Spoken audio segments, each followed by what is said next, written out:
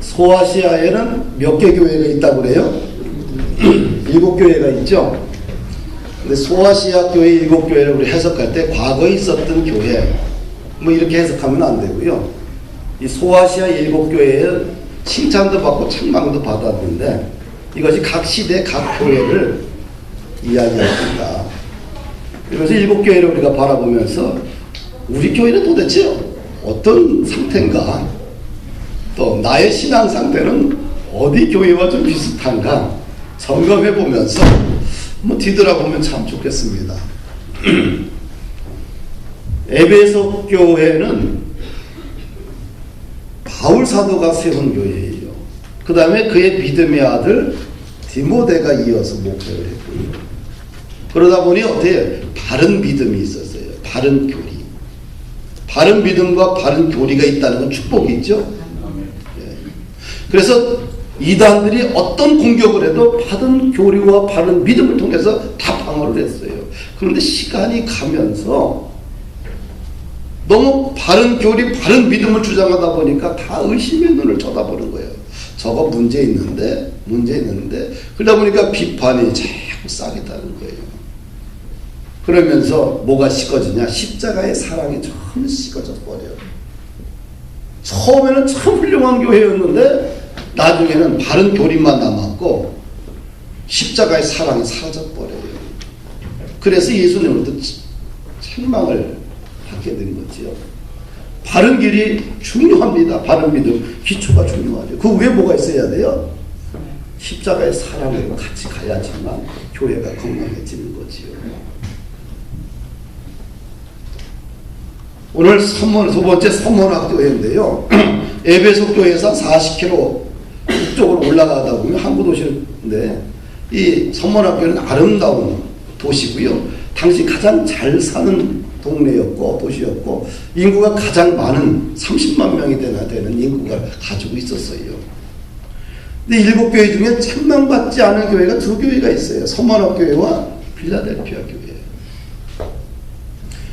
그리고 이 선문학교회는 특별히 특징이 뭐냐면 순교한 교회입니다. 순교한. 또 영적으로 아주 부유한 교회. 이렇게 특징이 있습니다. 헬라 지역에서 가장 아름다운 도시가 어디냐면 서모나예요. 서모나라는 말은 쓰다 이런 뜻을 갖고 쓰다. 달다가 아니고 쓰다. 말 언어 속에서 어떻게 돼요? 아, 이 교회가 가지고 있는 영적인 아픔이 있구나. 고통이 있구나. 이것을 우리가 짐작해 볼 수가 있죠. 이 서문학 교회는 사도 요한의 제자였던 폴리캅이 담임 목사였어요. 폴리캅이 사도 요한을 통해서 제자로 이제 받아들이게 되고 20살 때 그가 사도 요한의 제자가 됩니다. 그리고 20살 때 20대에 서문학교의 초대 목사가 되게 되죠. 그리고 그가 거기서 사역을 하다가 65년에 그가 화형을 당해요. 순교를 당합니다. 이 서문학교에는 이 폴리캅 이후로 해서 한 160명 정도의 성도들이 순교를 당합니다.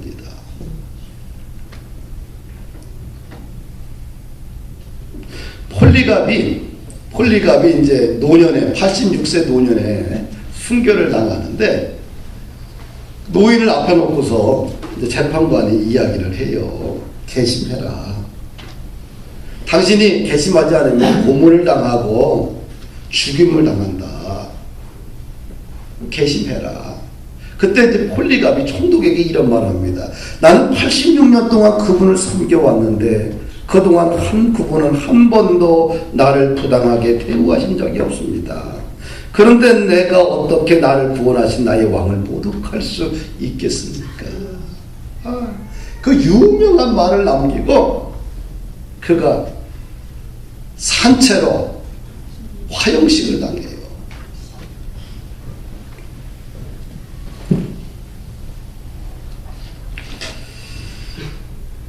서문학교회는 초대교회 7교회 중에 이 순교자를 가장 많이 낸 교회예요. 그런 서문학교에 부활하신 예수님이 어떤 모습으로 나타나셨냐고 하면은 우리가 8절을 보니까 뭐라고 그래요? 서문학교의 사자에게 목사에게 편지하라. 처음이요 마지막이요 죽었다가 살아나시니가 이러시대. 어떤 모습으로 부활하신 예수님이 서문학교를 찾아갔어요? 처음이요 마지막이요 죽었다가 살아나시니까. 처음이요 마지막이라는 거예요. 처음이요 알파 오메가를 이야기하잖아요. 창조주이면서 심판자이신 모습, 인류를 통치하는 권세자의 모습으로 가요. 그리고 죽었다가 살아났어. 예수님이 어떻게 돼요? 심한 고난을 당하시고 그 다음에 십자가에 못 박혀 죽으셨어요. 근데 그분이 죽음으로 끝난 게 아니라 사망의 권세를 물리치고 3일 만에 부활하신 거예요. 나도 고난을 당했다. 십자가에 못 박혔다. 그렇지만 죽음을 이기고 부활하셨다는 거예요. 나는 인류의 처음과 마지막을 통치하는 사람이다. 하나님이다.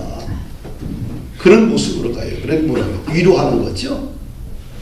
너희들이 지금 고난의 현장에 있고 순교의 현장에 있고 아픔의 현장에 있지만 나도 그런 경험을 했다. 나로 당했다.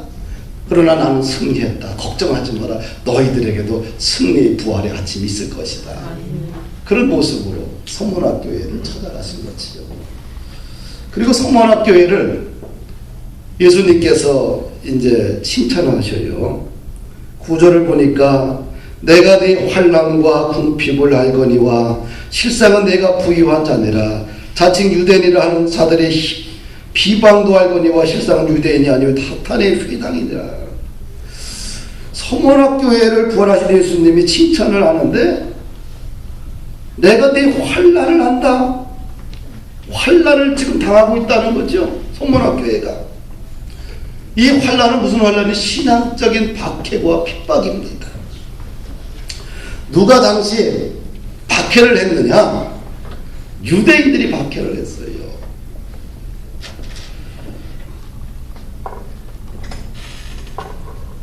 왜냐하면 유대인들은 메시아를 왕으로 받아들이지 않았거든요. 그래서 예수를 전하는 종교 집단을 그들은 핍박을 할 수밖에 없었죠. 유대인들은 표면적인 할례를 받으면 유대인이라고 생각을 했어요. 아브라함의 조상이고 다윗의 후손이고 하나님의 자녀다. 육신의 할례를 하게 되면 그것이 아브라함의 자손이고 다윗의 후손이고 하나님의 자녀이지. 그런데 예수 그리스도의 제자들은 뭐라고 생각을 했어요? 육신의 할례는 아니다. 진짜 영적인 자녀, 아브라함의 영적인 자녀, 하나님의 자녀는 누구냐? 마음의 할례를 해야 된다. 영의 할례를 해야 된다. 생각의 관점의 차이가 완전히 다르지요? 달라요. 그러니까 어떻게 돼요? 육신의 할례를 한 사람은, 영의 할례를 한 사람은 어떻게 돼요? 핍박을 하고 죽이려고 하죠. 그래서 초기에 기독교인들이 어떻게 돼요? 유대인으로부터 심각한 핍박을 받죠. 또 칭찬을 하는데 서문학교에게 가난했다 그래요. 가난. 오늘 보니까 궁핍했다. 궁핍한 것을 안다. 이 궁핍이라는 것은 가난하죠. 이 서문이라는 도시는 아주 부유한 도시입니다. 근데 교인들은 상대적으로 너무 가난했어요. 이 가난을 뜻하는 헬라어 단어가 두 가지가 있는데 페네스는 남지 않는다. 뭐 있는데 다 쓰고 나니까 별로 남아서 저축할 것이 없다 이런 뜻이고요.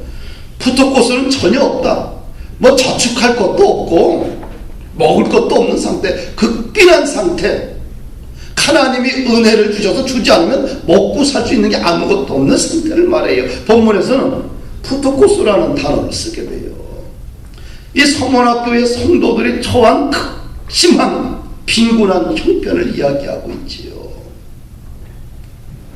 이 부활하신 예수님이 칭찬을 하는데 너의 환난과 궁핍, 가난을 알고 있다는 거예요. 안다는 게 중요해.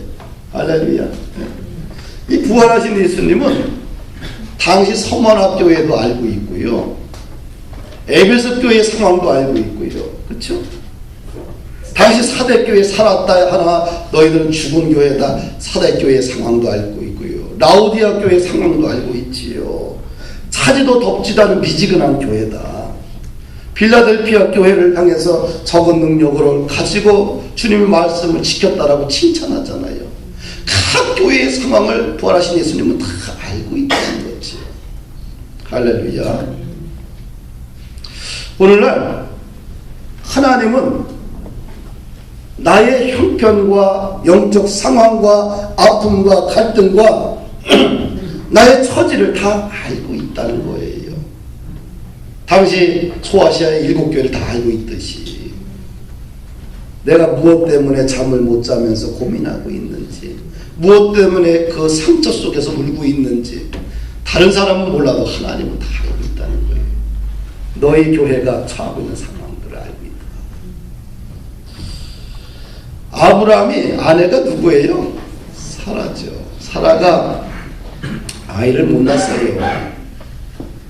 그리고 몸은 늙었어요. 자연적인 생산이 불가능합니다. 그래서 자신의 여종인 하갈을 아브라함에게 줘요. 내가 하갈을 통해서 자식을 얻게 됐다. 그 기쁨을 누리겠다. 하갈이 아들을 낳아요. 그 아들의 이름이 누구예요? 이스마엘이에요. 이스마엘. 그런데 사라가 아기를 안 낳으면 이스마엘의 존재가 유일한 아들이기 때문에 독보적인데, 사라가 늙음하게 하나님의 은혜로 기적같이 아들을 낳은 거예요. 이삭을. 그러면서 가정에 분쟁이 생겨요. 사라가 화가 납니다. 그래서 하갈과 그의 소생 이스마엘 내어 쫓아요. 아브라함이 보냅니다. 얼마나 가슴 아프겠어요. 그런데 어린 아들과 함께 광야를 걷다가 물이 떨어졌어요. 이제 기진맥진해 죽을 상태예요. 그래서 먹습니다. 그럴 때 하나님이 어린아이의 소리를 들으셨다. 할렐루야. 창세기 21장 17절 이하를 보니까 하나님이 그 어린아이의 소리를 들으셨으므로 하갈아 무슨 일이냐 두려워하지 말라. 하나님이 저기 있는 아이의 소리를 들으셨다니. 할렐루야. 그 아이가 큰 민족을 이루리라. 하나님이 하갈의 눈을 밝히니까 그 옆에 뭐예요? 생수가 있는 거예요. 샘물을 보게 된 거예요. 그 샘물을 먹고 아이가 살아나고 어미가 살아나고 하나님이 주신 큰 축복을 마음에 새기고 비전을 가지고 그 사막길을 걸어가는 거예요. 할렐루야. 우리 하나님은 우리를 아셔요. 부활하신 예수님은 우리를 아시지요.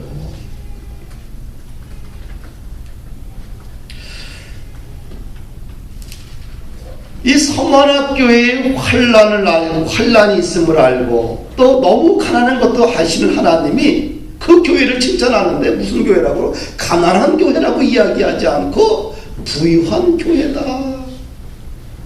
이 영적으로 이게 물질적인 부유함을 이야기하는 거예요? 아니지요. 영적인 부유함, 마음의 부유함, 정신의 부유함을 이야기하는 거예요. 할렐루야. 육적으로는 궁핍했지만 외적으로는 환난을 심각한 어려움에 처했지만 서만학교회를 평가합니다. 내 교회가 너희들이 부유한 자니라. 할렐루야. 환난을 당하지요. 아주 가난하지요. 세상적으로 보면 일어날 힘이 전혀 없는 교회지요. 파산한 교회입니다. 그런데 서만학교를 향하여 부활하신 예수님은 부유한 교회라고 칭찬을 하지요.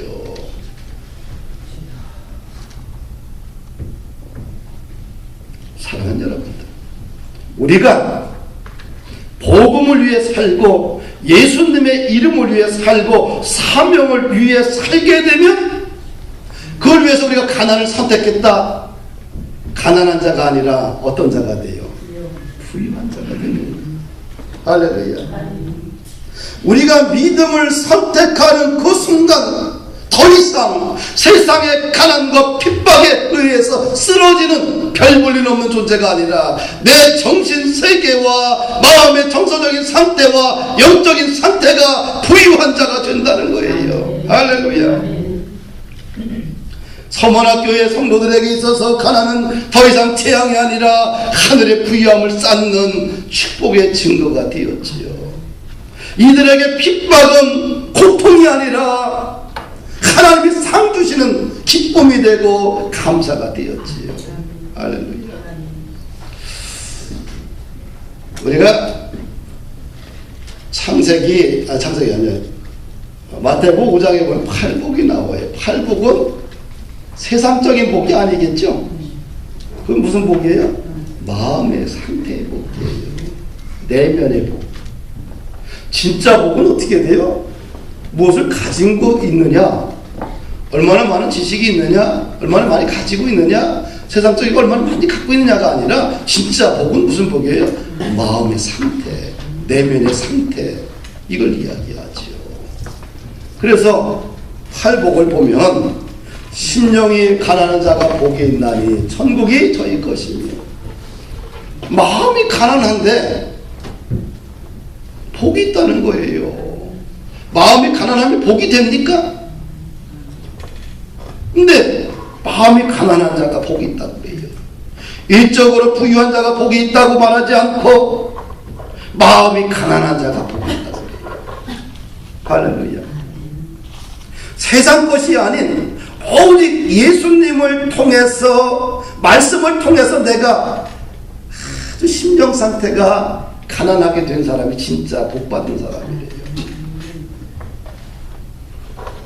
또 애통하는 자가 복이 있대요. 우는 사람이 뭐가 복이 있어요? 애통하는 자, 우는 사람이 복이 나니 위로를 받을 것이며, 우는 거. 자신의 죄악을 보고 울고, 민족의 고통을 보고 울고, 교회의 아픔을 보고 울고, 우는 사람이 복이 있는 거예요. 마음이 청결한 자가 복이 있다고 그래요. 마음이 거짓되고 탐욕으로 가득 차 있고 욕정으로 가득 차 있고 이런 사람이 복이 있는 게 아니라 마음이 깨끗한 사람이 복이 있나니, 할렐루야, 그들이 하나님의 아들을 볼 것이며. 진짜 복은 뭡니까? 진짜 복은 세상으로부터 무엇을 채우는 것이 진짜 복이 아니라 내가 가지고 있는 것을 복음을 위해서, 예수님을 위해서 버리고 살아갈 때 진짜 하늘의 부유함과 보물이 쌓여가는 거예요. 선문학교회는 인간을 보게 되면 정말 찌질한 교회예요. 별 볼일 없는 교회예요. 잘 사는 동네에서 저렇게 못난 교회가 있나, 저렇게 거지 같은 교회가 있나. 하지만 어떻게 하나님이 부활하신 예수님 보니까 너희가 진짜 부자라는 거예요. 할렐루야. 천국을 소유한 사람들의 특징이 있는데 고린도후서 6장 10절에 보니까 근심하는 자 같으나 항상 기뻐하고, 가난한 자 같으나 많은 사람을 부유하게 하고, 아무것도 없는 자 같으나 모든 것을 가진 자로다. 아멘. 할렐루야. 아멘. 우리가 예수님을 위해서 고난을 선택하고 가난을 선택하고 그렇게 살게 되면 그냥 가두시겠어요? 하나님이 세워주시겠지요. 예수님은 어때요? 하나님과 동등된 분이죠. 하나님과 한 몸이죠. 그런데 하나님과 한 몸이고 동등된 사람이지만 하나님과 같이 행동하지 않죠. 오히려 자기를 낮추셔서 복종하시고 십자가에 죽기까지 복종하셨죠. 그래서 하나님이 그를 높여게 돼요. 높여서 그 이름을 영화롭게 만듭니다. 그래서 누구든지 주 예수 그리스도 이름을 믿는 자들만 구원을 얻게 하신 거예요. 할렐루야. 그래서 예수 믿는다는 것은 고난을 선택하는 거예요. 할렐루야. 진짜 마음에 무엇인가 어떤 부유함을 얻기를 원한다고 한다면 그냥 하늘의 은혜로 채우면 돼요. 예수님으로 채우면 가능합니다. 네? 그러면 서문학교처럼 뭐가 돼? 부유한 자가 돼. 부유한 자. 세상적으로 가진 것 때문에 비교해서 열등감도 생기고 자아도 연약해지고 자존감도 나빠지고 막 그러잖아요. 그런데 거꾸로 말입니다. 예수님으로 채워지게 되면 어떻게 돼? 자존감도 높아지고 할렐루야. 그 다음에 부유한 자가 돼요.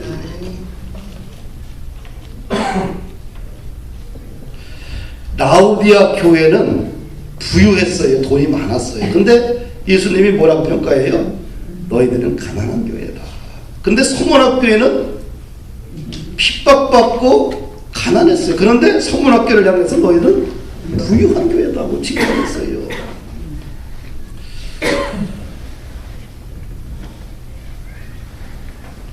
그래서 이 불행하다는 말, 오늘 우리 시대 불행하다는 말은 외적인 요인이 아니라 결국 내면적인 문제인 것 같습니다. 결국 예수님을 가득 채우고 그분을 위해서 내 삶을 거룩하게 드리게 되면 어떻게 될까요? 내 마음이 천국되겠죠. 부유해지겠죠. 그것이 진짜 성도의 모습이 아닌가. 그래야지 교회가 이 세상 속의 성도들이 살아갈 수 있는 에너지가 생기지 않겠어요. 서문학교회는 어떤 특징이 또 있냐면 비방을 받았어요. 구절을 보니까 자칭 유대인이라 하는 자들이 비방도 알거니와 실상은 유대인이 아니고 사탄이 회당이라. 이 유대인들이 엄청나게 서문학교회를 비방했어요. 이 소아시아 지역에 유대인들이 가장 많이, 지금 이야기하면 어디냐면 터키 지역과 이런 그리스 이 지역에 유대인들이 가장 많이 분포해 살고 있었어요. 그런데 그 유대인들이 이 그리스도인들을 엄청나게 비방합니다. 근데 그들을 이제 디아스포라 유대인이라고 하지요. 유대인들이 그리스도를 비방하고 비판하는데 바클레이가 그걸 조사해 봤더니 6가지 정도가 나와요. 어떻게 비방하냐면 성례전을 가리켜서 식인주의자들이 짓거리다 비난해요. 우리가 성례전을 하잖아요. 당신은 큰 빵이 있어요. 빵을 갖다가 서로 찢어가지고 이렇게 성찬식을 하거든요. 그 행위를 보면서 빵을 찢는다? 와서 보지도 않고 사람 몸을 찢는 줄 알고 저 사람들은 사람 몸을 찢어서 먹는 사람들이다. 식인종이다. 이렇게 비방을 했어요. 우리가 애찬을 하잖아요. 예수님께서 최초의 애찬식을 했지요. 그렇죠?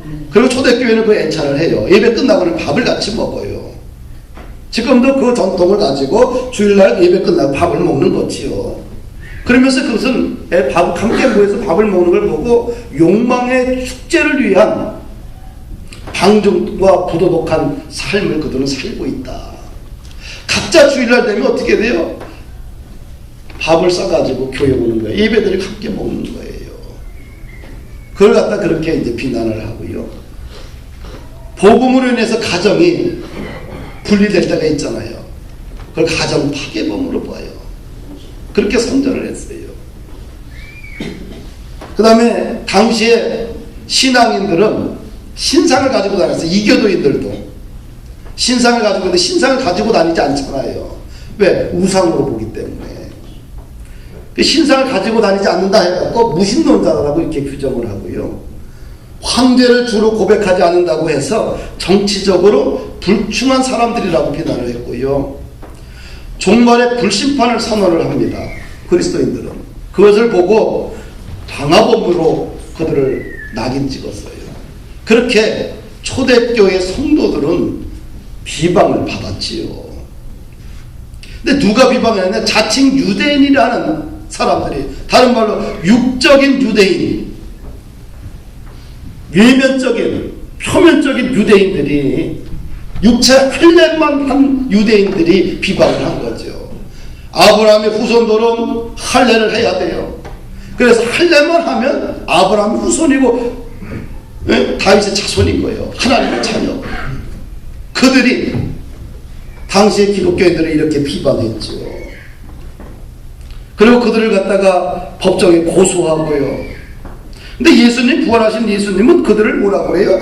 유대인들을 보고, 표면적인 유대인들을 보고 사단의 회당이라고 그래요. 그들이 모여있다. 사탄들이, 귀신들이, 마귀들이 모여있는 회당이라고 그래요.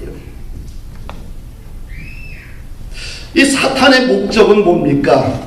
인간의 영혼을 파괴하는 데 있습니다. 영혼을 파괴시키는 것뿐만 아니라 먼저 정신을 부패하게 하고 육신을 질병으로 병들게 하는 것이 사단의 목적이죠. 이 사단은 사람을 죽이는 것이 목적이요. 사단은 거짓말을 하는 것이 목적이고요. 사단은 파괴하는 것이 목적이고, 사단은 이간하는 것이 목적이고, 사단은 모든 관계를 파멸시키는 것이 사단의 목적이에요. 에덴 동산에 사단은 뱀의 형태로 나타나서 아담과 하와를 무너뜨렸습니다. 그러나 지금은 빛의 천사로 가장해서 나타나서 사람들을 현혹합니다. 우는 사자와 같이 두루 다니며 삼겹살을 찾아다니는 것이 오늘 우리 시대의 사단의 모습이죠. 이 서만학교회는 사단의 공격을 받았습니다. 그러나 무너지지 않았어요. 사단의 공격 앞에서 그들은 믿음으로 교회를 지켰다는 거예요. 할렐루야. 10절을 보면은 서문학교회를 향한 주님의 권면이 나옵니다. 함께 읽읍시다. 시작. 너는 장차가 되구나를 두려워하지 마라. 불지어야 마귀가 장차 너희 가운데서 스스로 생각을 들어 시험을 받게 하리니 너희가 이 말씀한 훈련을 받을 바랍니다. 내가 너로 이 보니까 너는 장차 받을 고난을 두려워하지 말라. 내가 두려워하지 말라는 거예요. 현재의 고는 장차 우리에게 나타난 하나님의 영광과 비교할 수 없어요. 지금 아무리 힘들다 할지라도 앞으로 내 인생 가운데, 내 후손 가운데, 내 삶 가운데 나타날 하나님의 놀라운 영광과 역사와 비교해 볼 때 지금 아무것도 아니에요. 우리는 이걸 끝나는 게 아니라 우리의 육신의 장막이 무너지고 나면 하나님 직접 지으신 천국의 장막으로 옮겨가는데 그것은 비교도 안 되는 거예요. 할렐루야. 장차 받을 고난을 두려워하지 말라. 또 마귀가 성도 중 몇 사람을 옥에 던져 시험을 받게 하리라. 감옥에 갇힌다는 거예요. 또 10일 동안 환난을 받을 10은 성경에 만수예요. 어떤 기간을, 짧은 기간을 이야기하는 거예요. 주님은 앞으로 있을 고난을 예언하면서 두려워하지 말라. 할렐루야. 고난을 이길 수 있는 길은 두려워하지 않는 거예요. 그래서 여호수아가 이스라엘의 두 번째 지도자를 세워줬을 때 하나님이 말하는 거잖아요. 두려워하지 말라, 놀라지 말라, 내가 너와 함께하리라. 할렐루야. 바울이 예루살렘에 잡혀서 최종 판결을 받아 사형을 받게 됩니다. 이게 마지막이구나 생각했는데 그 밤에 부활하신 예수님이 나타나셔서 이야기합니다. 담대하라. 내가 예루살렘에서 나의 일을 증언하는 것 같이 로마에서도 증언하리라. 아, 예루살렘에 죽는 것이, 순교하는 것이 끝이 아니라 하나님 예수님께서 나를 로마까지 보내서 선교하도록 하시는구나. 할렐루야. 그 두려움의 밤속에 갇혀 있을 때에 담대하라. 내가 여기서 끝나지 않는다. 로마까지 건너갈 것이다. 그에게 새로운 비전과 사명을 주셨잖아요. 할렐루야. 살다 보면 두려움에 얼마나 많겠어요. 거기 갇히지 마십시다. 믿음으로 극복하십시다. 근데 어떤 상급을 주느냐? 내가 죽도록 충성하라. 그리하면 생명의 면류관관을 주겠다. 죽도록 충성하라. 이 내가 죽도록 충성하라는 말은 순교까지 각오하라는 말 아니겠어요? 죽음의 순간에 이르는 그 순간까지 죽도록 충성하라는 거예요. 이 성도는 한 번 충성이 아니라 주님이 부르시는 그날까지 어떻게 돼요? 죽도록 충성하다가 주님이 부르시면 가는 거예요. 충성이라는 건 시간이 정해져 있는 것이 아니라 주님이 부르실 때까지. 제가 충성이라는 단어를 참 좋아합니다. 우리 아버지도 충성스러운 일꾼이었어요. 난 목표가 있는데 충성스러운 일꾼으로 살다가 가겠다. 일꾼은 뭐예요? 일꾼은 일꾼의 옷을 입고 사는 거예요. 충성스러운 일꾼으로 살다가 가야 되겠다. 그래서 내 삶의 표화가 뭐예요? 충성스러운 일꾼으로 살다 가는 거예요. 그 다음에 한평생 잘 놀다 가는 거 아니겠어요? 할렐루야. 로마는 각 개인이 어떤 종교를 믿든 로마 제국은 신경을 쓰지 않았어요. 종교의 자유가 있었어요. 그런데 1년에 딱 한 번 신전에 가서 황제를 향해서 향을 피우면서 황제는 주님이시다라고 공언해야 돼. 할렐루야.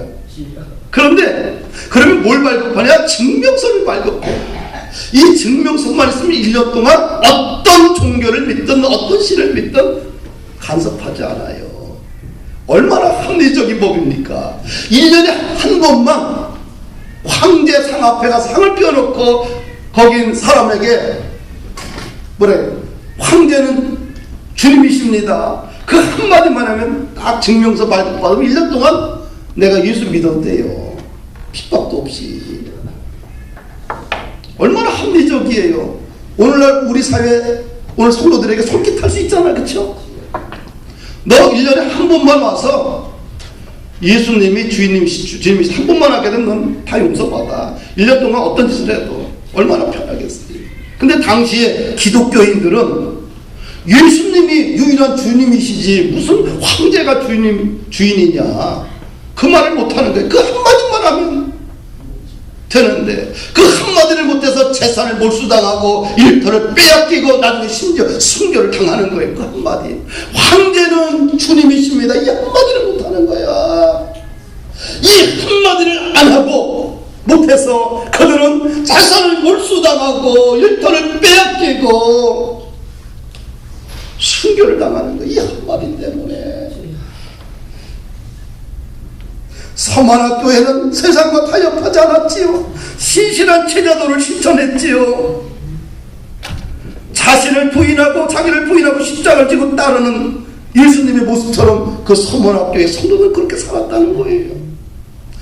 일제 치하 때 우리의 믿음의 선배들이 겪었던 것이 신사참배 문제 아닙니까? 신사참배를 끝까지 반대했던 성도들은 재산을 몰수당하고 직장을 빼앗기고 감옥에 갇히고 심지어 순교까지 했어요. 초대교회와 서만학교회 똑같아요.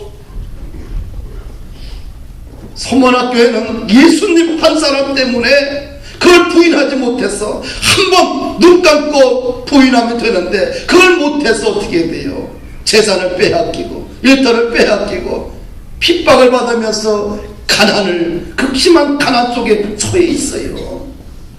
서만학교를 향해서 예수님이 너희들이 진짜 부자야 이렇게 칭찬하는 거예요. 그리고 내가 너희들에게 생명의 멸류관을 주겠다. 할렐루야. 얼마나 기뻐요. 우리의 믿음을 누가 인정해요? 부활하신 예수님이 인정하는 거예요. 얼마나 기쁘겠어요. 11절 함께 있습니다. 이기는 자에게 주시는 축복입니다. 귀 있는 자는 성령이 교회들에게 하시는 말씀을 들을지어다. 이기는 자는 둘째 사망의 해를 받지 아니하리라. 귀 있는 자는 영적으로 깨어있는 사람들은 성령의 소리를 들으라는 거예요. 이기는 자는 믿음으로 끝까지 충성스러운 일꾼들은 이기는 자는 믿음으로 지키는 자는 뭘 받아요? 둘째 사망의 해를 받지 아니라. 우리 인간은 한 번 죽는 것은 정한 것이에요. 이 육신을 입고 있는 사람은 죽습니다. 빨리 죽을 수 있고 늦게 죽고 다 죽어요. 그러나 우리에게는 둘째 사망이 있어요. 둘째 사망은 뭐냐? 우리가 악인이든 예수를 믿든 신자든 다 부활하게 돼. 육체적 부활입니다. 그리고 최후 예수님 앞에 서서 심판을 받아요. 서만학교회는 둘째 사망, 지옥으로 가지 않고 천국으로 들여보내겠다는 거예요. 할렐루야. 두 번째 사망이 있는 거예요. 우리 모두 서머나 교회처럼 좀 칭찬받는 교회 성도 되십시다. 할렐루야. 요즘은 특별히 믿음을 지키기가 참 힘들어요. 너무 세속주의가 너무 많이 깊숙이 우리 사회에 들어가 있어요. 세상도 다 돈 합니다. 권력을 잡으면 그래서 돈을 넘겨잡는 거예요. 교회는 기복주의적 세속주의가 찾아와서 교회도 세상과 똑같이 돈만 있으면 다 된다고 생각을 해요. 근데 하나님의 법칙과는 좀 다르잖아요. 요즘 예수 믿기가 참 힘들어요. 포스트 모더니즘이 찾아와서요. 무슨 기독교만이 구원이 있느냐. 모든 종교의 길은 다르지만 정상은 똑같다. 이런 포스트 모더니즘 사회 속에서 이런 신학들이 찾아와서 무슨 교회만이 구원이 있느냐. 이렇게 제시를 해요. 사랑하는 여러분들, 우리는 21세기 많은 사람들이 이런 학문을 통해서, 과학을 통해서, 그 다음에 경험을 통해서, 지식을 통해서 다양하게 기독교를 공격하고 유일한, 복음만이 유일한 일이 아니라는 거예요. 거기에 우리는 학문학교의 성도들처럼 무슨 소리냐, 복음만이 유일한 길이다 라고 이야기할 수 있어야 돼요. 그것을 위해서 때로는 여러분들이 핍박을 받을 수도 있고 비방을 받을 수도 있고 가난해질 수 있다는 거예요. 그렇지만 주님은 뭐라고 평가해요? 네가 바로 부유한 자다. 할렐루야.